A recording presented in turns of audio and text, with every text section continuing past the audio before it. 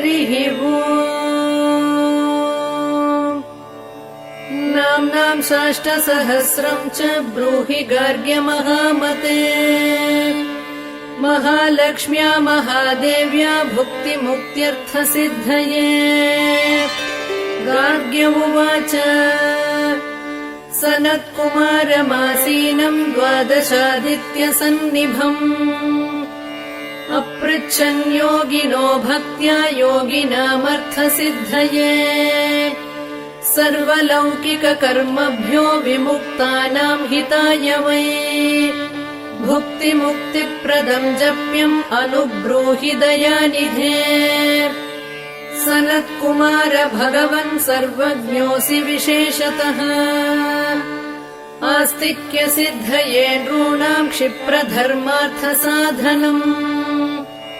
खिद्यन्ति मानवाः सर्वे धनाभावेन केवलम्। सिद्ध्यन्ति धनिनोऽन्यस्य नैव धर्मार्थकामनाः। दारिद्र्यध्वंसिनी नाम केन विद्या प्रकीर्तिता। केन वा ब्रह्मविद्यापि केन मृत्युविनाशिनी। सर्वा संसारभूतैका विद्यानां केन कीर्तिता।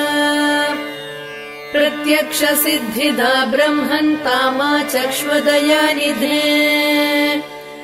साधु पृष्टं महाभागा सर्वलोकहितैषिणः। महतामेष धर्मश्च नान्येषामिति मे मतिः। ब्रह्म विष्णु महादेव महेन्द्रादिमहात्मभिः सम्प्रोक्तं कथयाम्यद्य लक्ष्मी नाम सहस्रकम्। यस्योच्चारणमात्रेण दारिद्र्योन्मुच्यते नरः।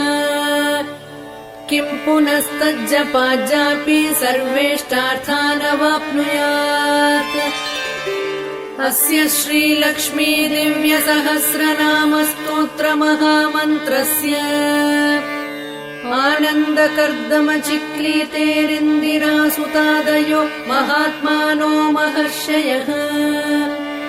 अनुष्टुप्-छन्दः विष्णुमाया शक्तिः। महालक्ष्मी परा देवता। श्रीमहालक्ष्मी प्रसादद्वारा सर्वेष्टार्थसिद्ध्यर्थे जपे विनियोगः। ध्यानम्। पद्मनाभप्रियां देवीं पद्माक्षीं पद्मवासिनीं। पद्मवक्त्रां पद्महस्तां वन्दे पद्मार्महर्निशम्। पूर्णेन्दुवदनां दिव्यरत्नाभरणभूषिताम्। वरदाभयहस्ताढ्यां ध्यायेच्चन्द्रसहोदरीम्। इच्छारूपां भगवतः सच्चिदानन्दरूपिणीम्। सर्वज्ञां सर्वजननीं विष्णुवक्षस्थलालयाम्। दयाळुमनिशं ध्यायेत् सुखसिद्धिस्वरूपिणीम्।